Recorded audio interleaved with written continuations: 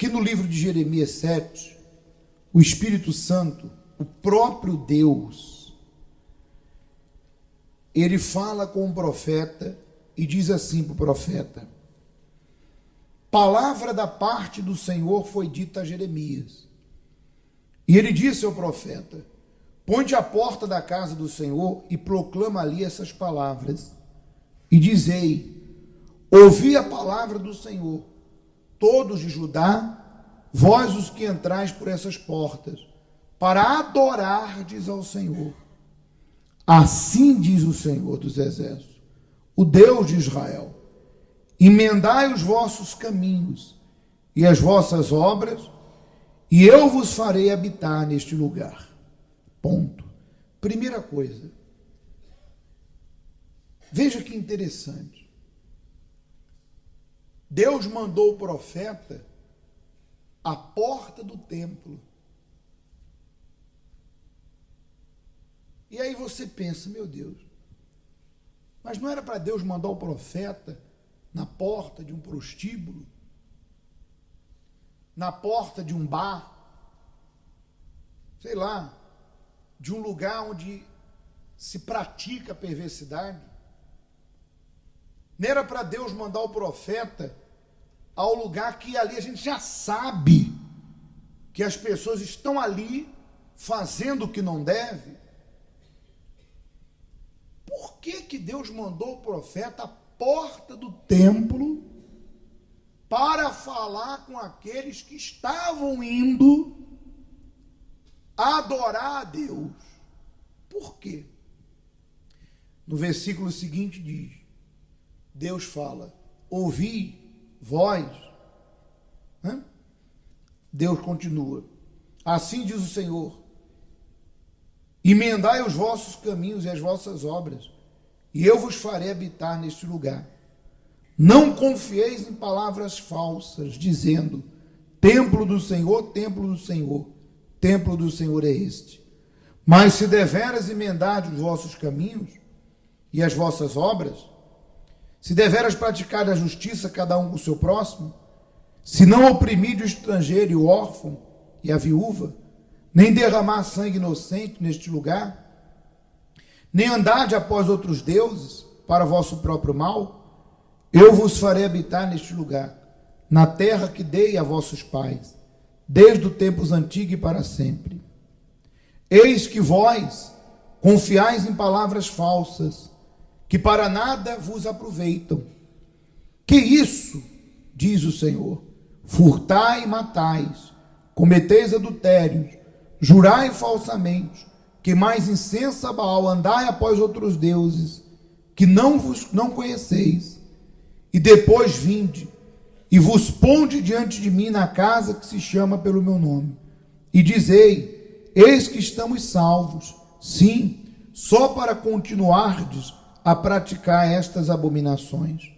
Será, diz o Senhor, esta casa que se chama pelo meu nome, um covil de salteadores aos vossos olhos?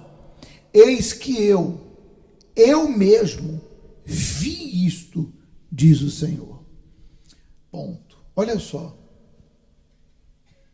Por que Deus mandou o profeta justamente à porta da igreja?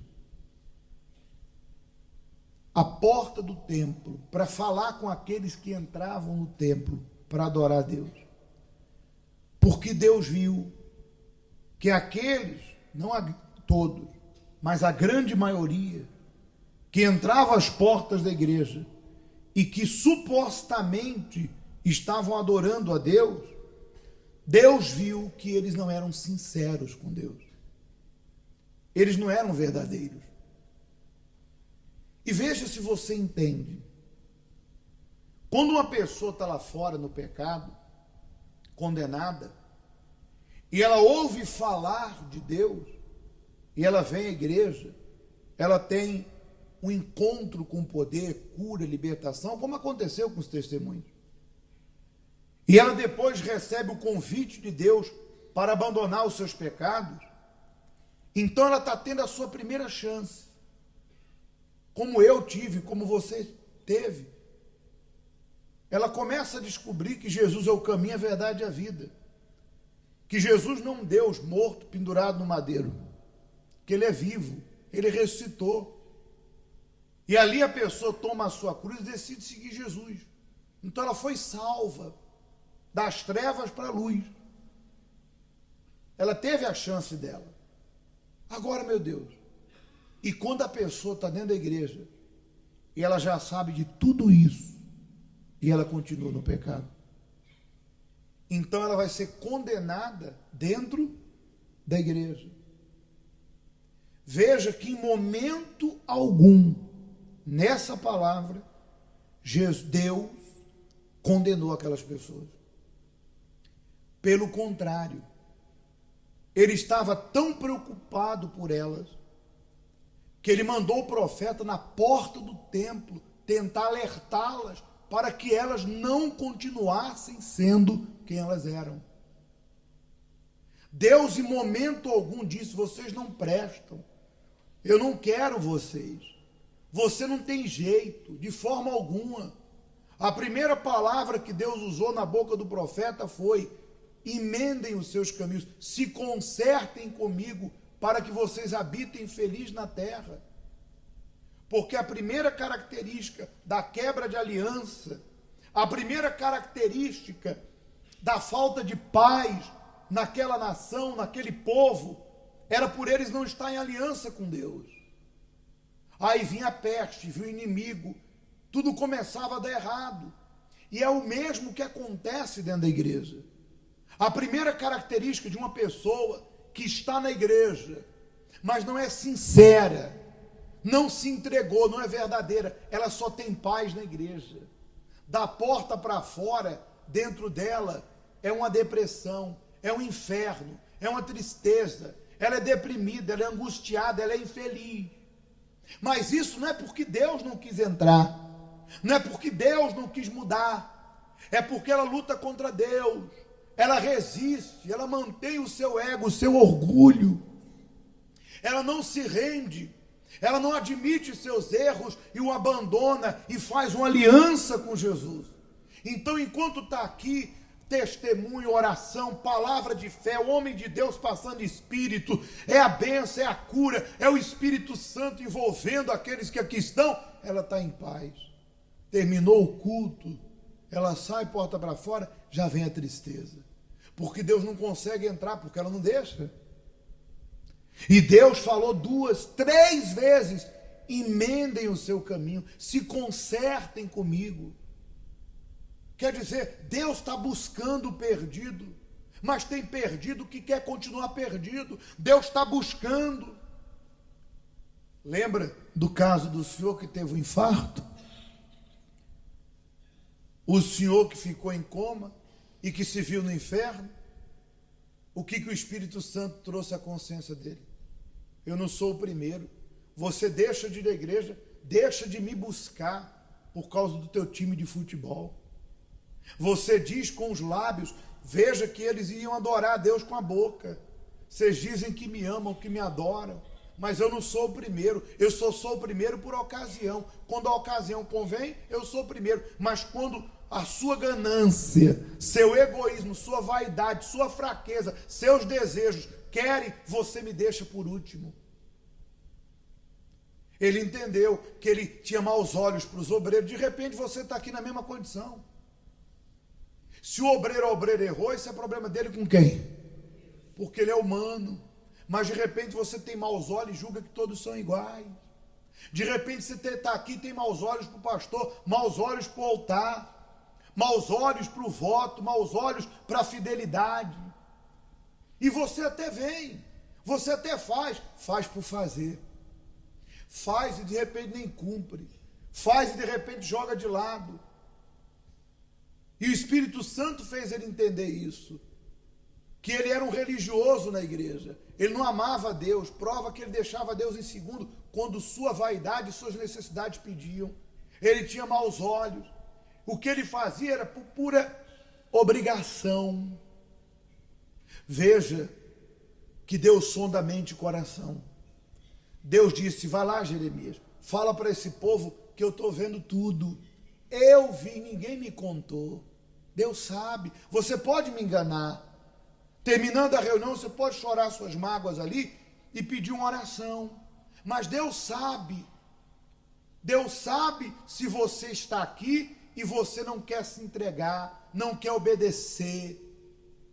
Você quer servir Deus à sua maneira. A maior prova que Deus sabe, depois na sua casa você vai ler, que no mesmo capítulo, versículo 16, o título diz assim, ó, a intercessão do profeta não salva o povo rebelde.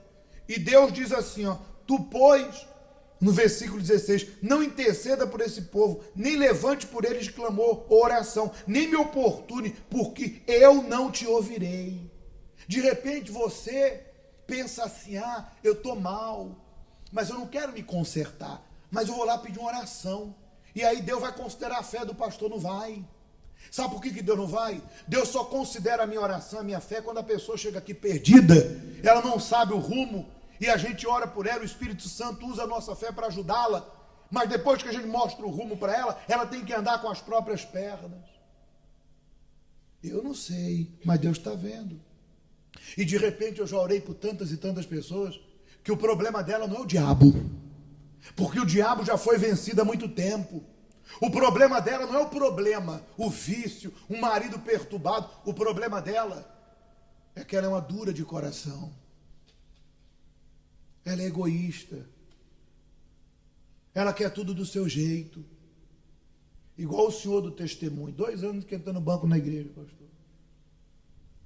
Veja que Deus nem precisaria se dar essa necessidade, mas Deus fica nomeando o erro deles. Deus chega a ponto, você vê na palavra, que Deus fica surpreendido. Que isso? Que isso que vocês estão fazendo?